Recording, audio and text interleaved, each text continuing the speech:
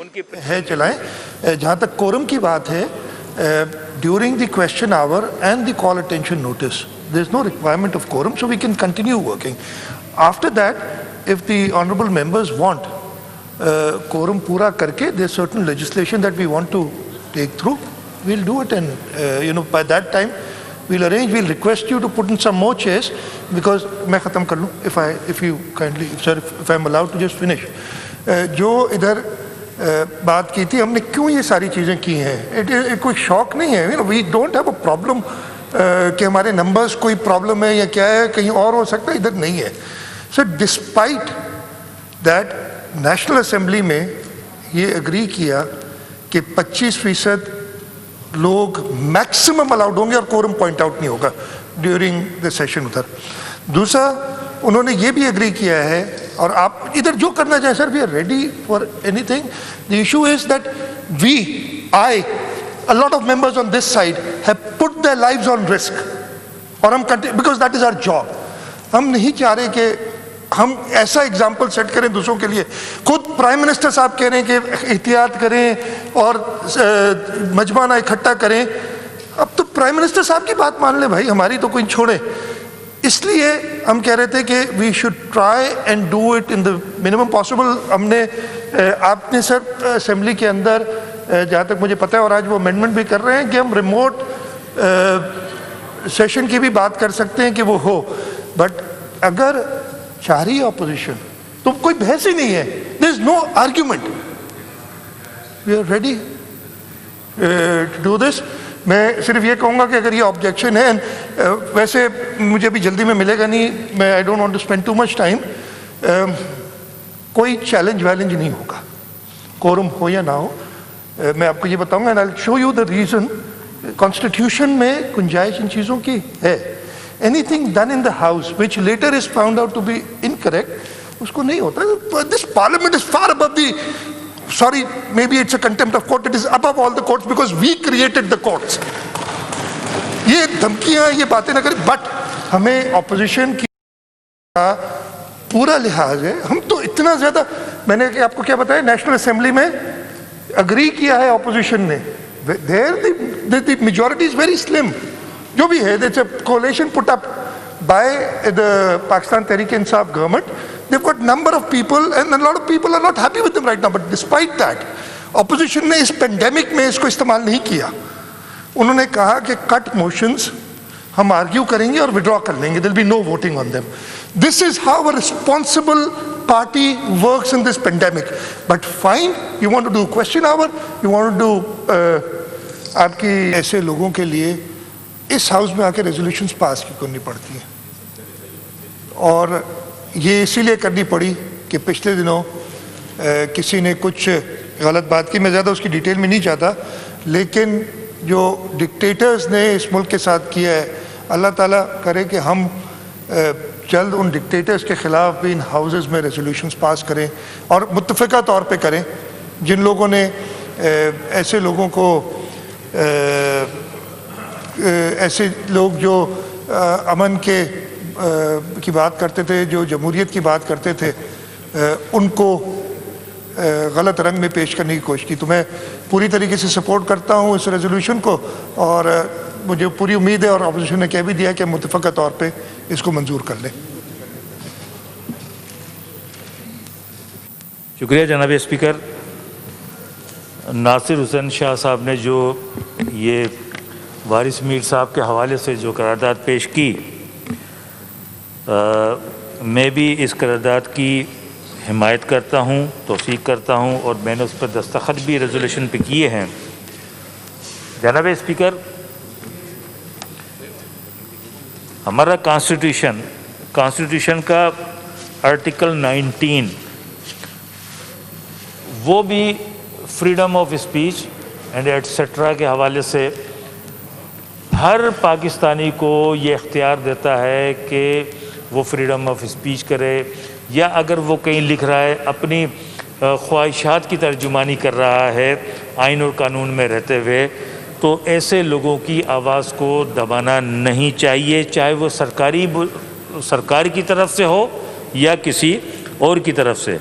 जनाब स्पीकर, इस हाउस में हम तमाम लोग पॉलिटिकल पार्टीज से वाबस्ता लोग हैं और आप समेत, मुझ समेत बहुत सारे लोग यहाँ पर ऐसे मौजूद हैं जिन्होंने जमहूरियत की आबियारी के लिए, जमहूरियत को बढ़ावा देने के लिए, हक और सच के लिए आवाज़ उठाई और फ्रीडम ऑफ स्पीच के लिए आवाज़ उठाई।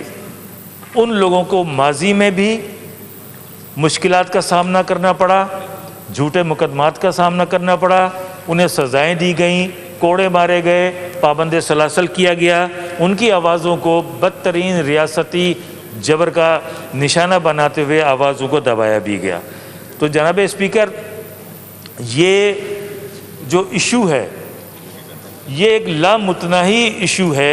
ये पिक एंड चूज़ नहीं होना चाहिए कि किसी शख्स की आवाज़ अगर दबाई जा रही है, उसकी यानी कुछ लोगों की आवाज़ों को दबाए जाने में हर शख्स आमन्ना सदकना हिस्सेदार बन जाता है और कुछ लोगों के लिए इस किस्म की चीज़ें हों तो उसके अंदर उसके ख़िलाफ़ आवाज़ उठाई जाती है। ये वारिस मीर साहब के साथ जो कुछ हुआ, जो इस रेजोल्यूशन में लिखा गया, ये कतई नहीं होना चाहिए थे। जिन लोगों ने ये रवैया अख्तियार किया, जिन लोगों ने कॉन्स्टिट्यूशन को वायलेट किया, उन लोगों के ख़िलाफ़ भी हुकूमत पंजाब को कोई ना कोई एक्शन लेना चाहिए ताकि ये एक के बाद दूसरा, दूसरे के बाद तीसरा ये अमल ना हो और फिर हम इज़हार यकजहती के लिए इस हाउस में करारदादें ही खाली पास करते नहीं रहना चाहिए, बल्कि इस हाउस की तरफ से कोई ना कोई आवाज़ बनकर आगे जानी चाहिए ताकि इस किस्म के अवामिल जो हैं वो दोबारा इस्तेमाल ना हो। शुक्रिया जनाब। आपने ये इनिशिएटिव लिया है और ये पूरे पाकिस्तान में बातें हो रही थी, लेकिन कहीं पे अभी तक फाइनल नहीं हुआ। मेरा ख्याल है the way we are going शायद हम इसको अडॉप्ट करेंगे आहिस्ता आहिस्ता। आपने ये इनिशिएटिव लिया, आपने मुझे कहा था, और मैं before I talk about some other details, मेरा अल्मा मैटर और फिरदौस साहब का अल्मा मैटर, मैं एनईडी यूनिवर्सिटी का शुक्रिया अदा करना चाहता हूँ कि उन लोगों ने हमें टेक्निकली असिस्ट किया।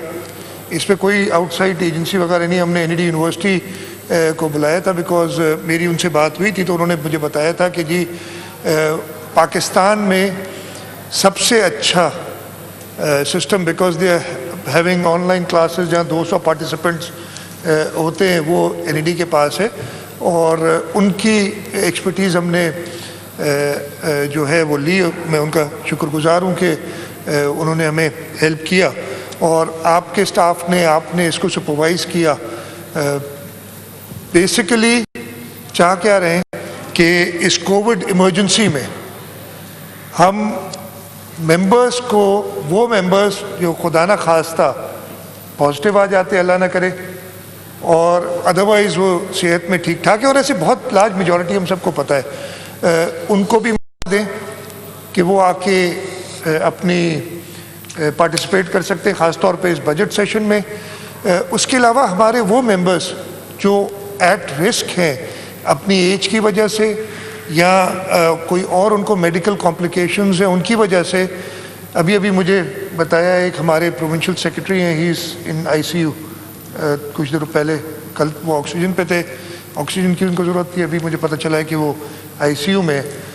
तो उन जो वल्नरेबल हैं, और डॉक्टर साहबा ने बताया था पूरी डिटेल में, डायबिटिक, और मैं नहीं रिपीट करता, सबको पता है, सब माहिर हो गए हैं इस पे, कोविड पे, तो उनको भी एक चांस दिया जाए कि वो अपनी ज़िंदगियां रिस्क पे ना लाएं और असेंबली ना आए, लेकिन एट द सेम टाइम अपने कॉन्स्टिट्यूएंट्स को रिप्रेजेंट करने का मौका उनके पास हो। ये सिस्टम मैंने भी कल आके, परसों आके थोड़ा देखा था, जैसे आपने खुद दिखाया था स्पीकर साहब कि क्या है इसमें, हर मेंबर के पास आईडी होगी टू लॉग इन। एक आईडी पे एक शख्स लॉग इन कर सकेगा, ये नहीं कि जी कोई बाहर से आ जाए, सारा कंट्रोल स्पीकर के पास होगा और होना भी चाहिए। स्पीकर हाउस को चलाता है। The house then becomes a larger house, not only the premises here but wherever, if I am using this from my home, that room becomes a part of the house, and Speaker साहब, you will direct what happens in that room. जैसे ये उसमें शर्त हमने जो एक SOP type बनाई थी वो ये थी कि जी वीडियो हर वक्त ऑन होनी पड़ेगी, इसलिए हमें पता चले कि जो वाकई मेंबर है वो है सामने। और वीडियो अगर ऑन नहीं होगी तो आपको ये पावर होगा कि आप उसको एक्सपेल कर सकें फ्रॉम दी जो मीटिंग है उसमें। जैसे कोई हम में से कोई गैर शख्स इस हाउस में आएगा तो आप इधर से ऑब्वियसली उसको एक्सपेल करेंगे। यही पावर आपके पास उस सिस्टम में होगा कि आप एक्सपेल कर सकें। आपकी इजाज़त के बगैर कोई बोल नहीं सकेगा, और यही असेंबली का कानून है कि असेंबली स्पीकर की इजाज़त के बगैर कोई बोल नहीं सकता। अगर खुदा न खास्ता कोई मिसयूज़ करे इसको, मिसयूज़ का मतलब है कि मैं अगर अपनी आईडी किसी और को दे दूं और वो आके कुछ गड़बड़ करे, देन जो रूल्स ऑफ प्रोसीजर में सारे मौजूद हैं मेंबर्स के ख़िलाफ़ एक्शन लेने का इख्तियार वो भी आपके पास होगा। ये सारी आपकी तो ये सारी सेफगार्ड्स हैं, और आई एम श्योर हमारे असेंबली मेंबरान इस पे गौर करेंगे। सर इसके साथ साथ हमने अपोजिशन से भी बात की थी, सर आपसे मेरी पर्सनली भी बात हुई, भी लोगों से बात की। मैं सिर्फ बता दूं कि एक हमने लगाई हुई थी आपने कि जी लोगों को टेस्ट करके और फिर आना चाहिए।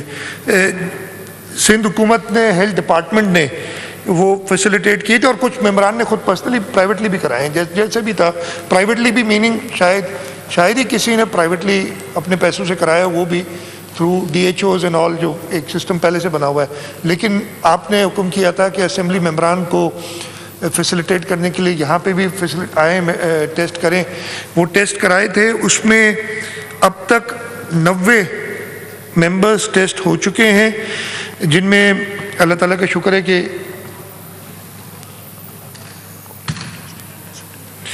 83 नेगेटिव हैं, 6 पॉजिटिव थे, और एक के रिज़ल्ट अभी अवेटेड थी, वो नहीं आई थी। कभी कभी हो जाता है कि सैंपल जो है वो प्रॉपर नहीं होता, तो दे वांट इट रीटेस्टेड। एक अच्छी खबर भी मैं आपको बता दूं, शायद नहीं पता, आरिफ मुस्तफ़ा जतोई साहब की कल पॉजिटिव आई थी टेस्ट।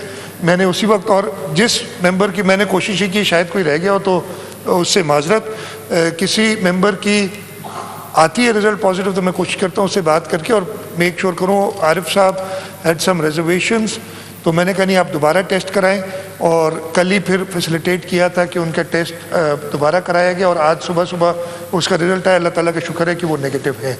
मेरी फिर उनसे बात हुई और मैंने उन्हें कहा कि जी मैं ये एडवाइस करूँगा और सजेस्ट करूँगा, मर्ज़ी आपकी है, पर पेशेंट की अपनी मर्ज़ी होती है कि एक और टेस्ट करा लें ताकि 2 नेगेटिव हो जाएँ और फिर आप करें। And he very kindly said yes, but he already privately got the second test, then उसका रिजल्ट अभी नहीं आया था। तो ये खुशी की बात है कि वो जो 6 की जगह पे अब 5 पॉजिटिव हैं। मैं सर एक और रिक्वेस्ट, मैंने कल अपनी पार्लियामेंट्री पार्टी मीटिंग में कहा था, अगर आप इजाज़त देंगे और सारे लोग मानेंगे, हम बजट करने जा रहे हैं। 17 तारीख को हम बजट प्रेजेंट करेंगे, 2 दिन की छुट्टी होगी जैसे हमारे रूल्स में। 20 को हम दोबारा इधर असेंबल होंगे।